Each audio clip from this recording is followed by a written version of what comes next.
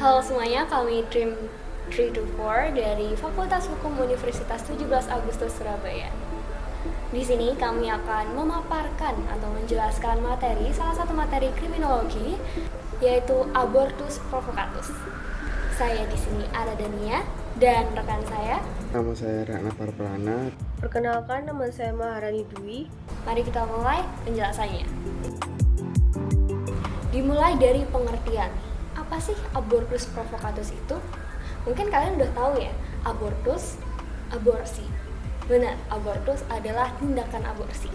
Namun lebih jelasnya gimana sih? Mari kita jelaskan. Abortus adalah bahasa Latin dari gugur kandungan atau aborsi yang memiliki pengertian berhentinya kehamilan sebelum usia kehamilan 20 minggu yang mengakibatkan kematian janin. Istilah abortus juga dipakai untuk menunjukkan adanya pengeluaran hasil konsepsi sebelum janin dapat hidup di luar kandungan. Abortus atau aborsi dapat dilakukan dengan cara abortus provocatus, yaitu rekayasa dan upaya manusia untuk menghentikan kehamilan yang tidak dikehendaki oleh sang ibu karena sebab-sebab tertentu, seperti ancaman terhadap nyawa sang ibu atau kehamilan hasil dari pemerkosaan dan ketidaksiapan sang ibu juga lain-lain sebagainya.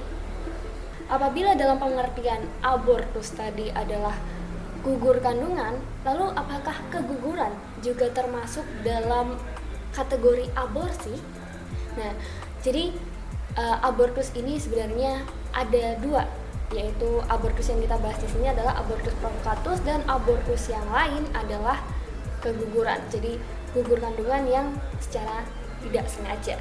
Nah, di sini kita membahas abortus provocatus atau gugur kandungan yang disengaja.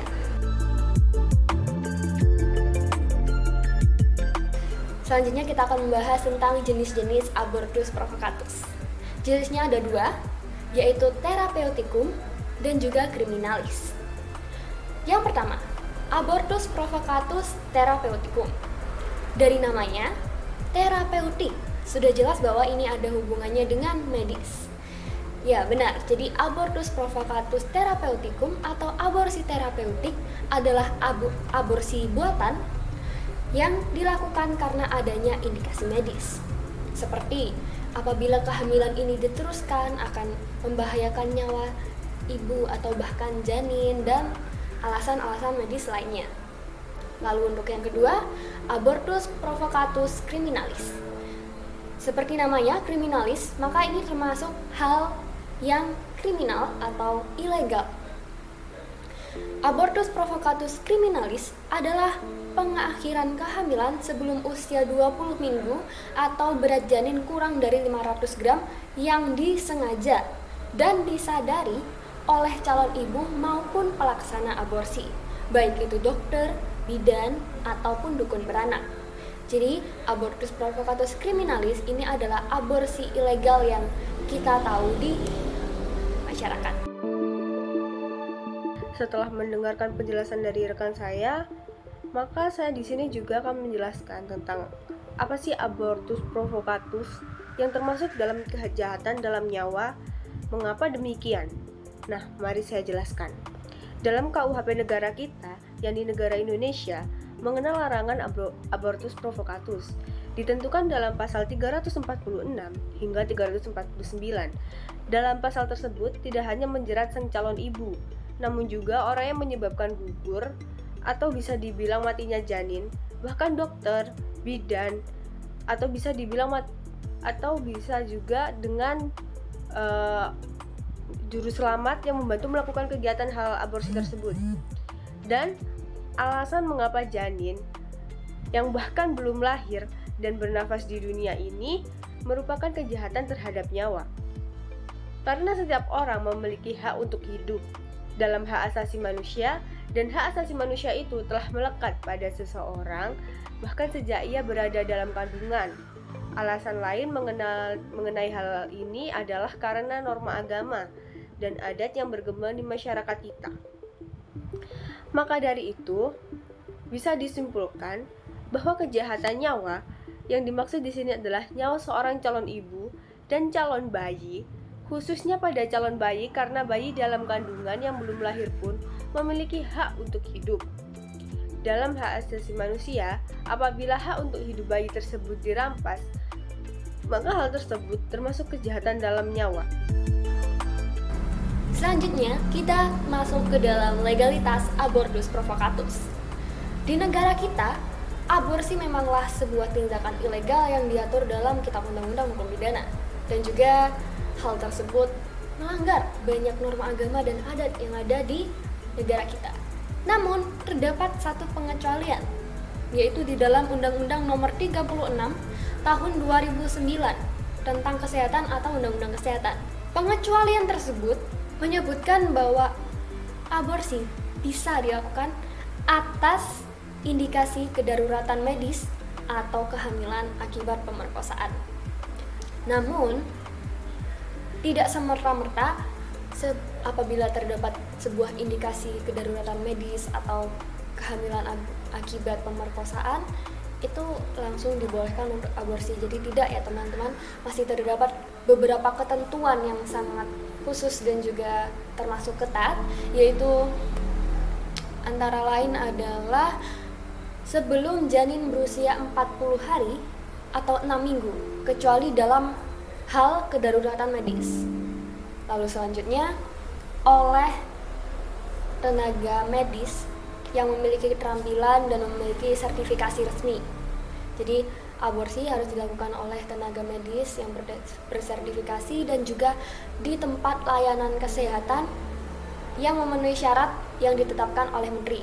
Lalu yang terakhir adalah dengan izin suami. Dalam tanda kutip, apabila kehamilan tersebut merupakan hasil dari pemerkosaan, itu tidak diperlukan. Mungkin kalian bertanya-tanya, bagaimana bisa seseorang melakukan hal sebrutal aborsi? Mengapa ia tega kepada darah dagingnya sendiri yang ada di dalam tubuhnya gitu. Jadi kita akan menjelaskan tentang alasan-alasan terjadinya tindakan aborsi, baik yang ilegal maupun yang legal dalam pengecualian Undang-Undang Kesehatan. Yang pertama, tindak pidana pemerkosaan. Yang kedua, tindak pidana kekerasan seksual. Yang ketiga, kurangnya edukasi seks. Dan yang keempat, seks bebas, kehamilan yang tidak direncanakan, alasan medis yang membahayakan atau mengganggu calon ibu maupun janin, serta belum siap memiliki anak. Lalu terdapat faktor pendukung alasan-alasan tadi. Terdapat dua faktor, yaitu faktor internal dan faktor eksternal. Dimulai dari faktor internal, yang pertama adalah ekonomi. Faktor internal ini merupakan hal yang mempengaruhi keputusan tersebut dari individunya sendiri atau dari yang membuat seorang individu ingin melakukan hal tersebut ya teman-teman. Jadi dimulai dari yang pertama adalah faktor ekonomi. Seperti yang kita tahu, biaya perkembangan anak, bahkan biaya melahirkan pun mahal. Biaya sekolah, belum lagi biaya untuk makan dan lain-lain, itu akan cukup memakan biaya karena anak merupakan tanggung jawab seumur hidup bagi orang tua. Lalu selanjutnya dari faktor psikologis. Terdapat beberapa orang yang mungkin telah didiagnosa oleh gangguan mental, lalu mereka bisa saja berpikir bahwa mungkin gangguan mental ini akan membuat saya menjadi seorang ibu yang tidak baik. Gangguan mental ini akan mengganggu saya saat menjadi ibu nanti. Dan juga menurut studi, gangguan mental seperti contoh depresi di saat kehamilan itu dapat menurun pada keturunannya atau anak yang di dalam kandungannya. Lalu selanjutnya adalah faktor kecantikan.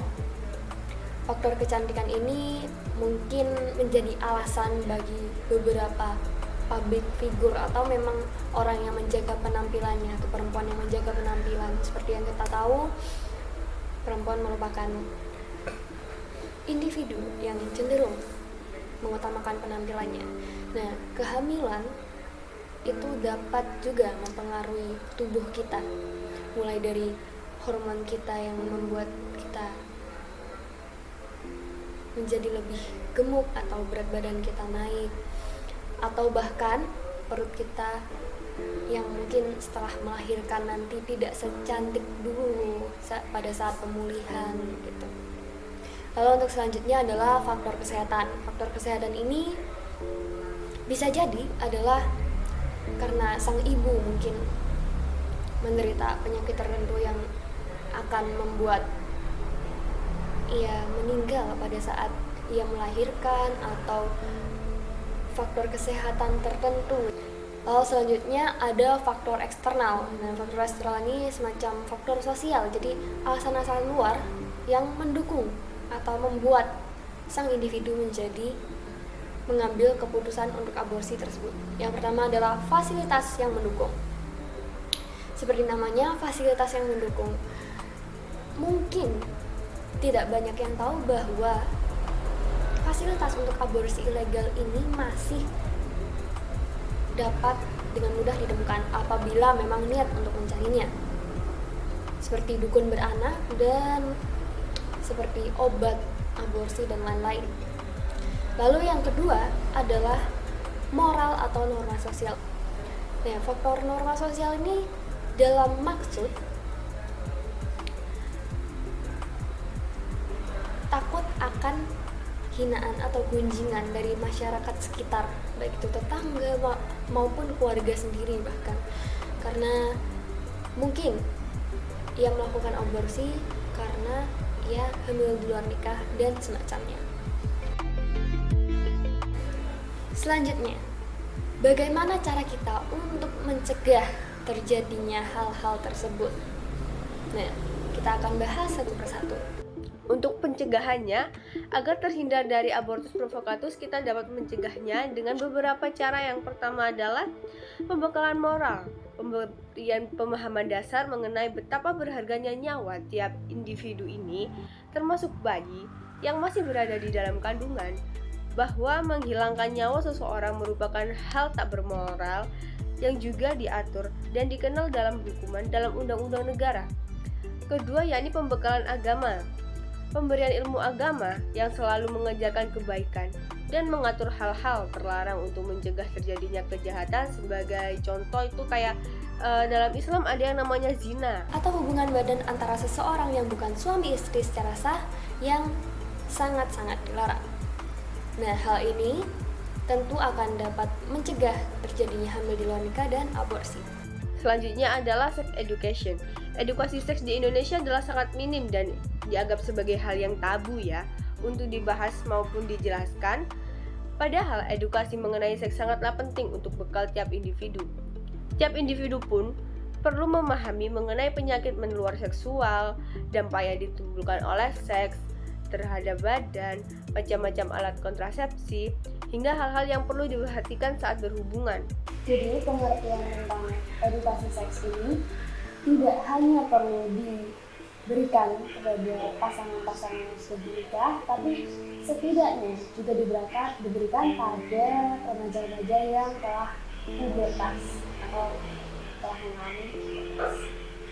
Selanjutnya, yang terakhir adalah pemahaman ilmu biologis dasar bagi perempuan. Nah, perempuan itu perlu untuk memahami organ yang ada di bagian bawah perutnya, mulai dari rahim, dinding rahim, ovarium, serviks, dan lain-lain. Juga bagaimana cara organ-organ tersebut agar tidak salah dalam merawat organ seksual mereka. Selain itu, perlunya pemahaman mengenai efek samping yang terjadi saat hamil, lalu saat melahirkan, dan juga aborsi, agar mereka dapat memikirkan atau consider atau menimbang-nimbang lagi untuk melakukan hal tersebut. Jadi agar mereka itu dapat memikirkan hal tersebut dengan pemikiran yang matang. Jadi mereka sudah tahu resikonya apa dan apakah mereka sudah siap untuk menanggung resiko tersebut. Sekian dari tim 324, kami pamit undur diri dan sampai jumpa.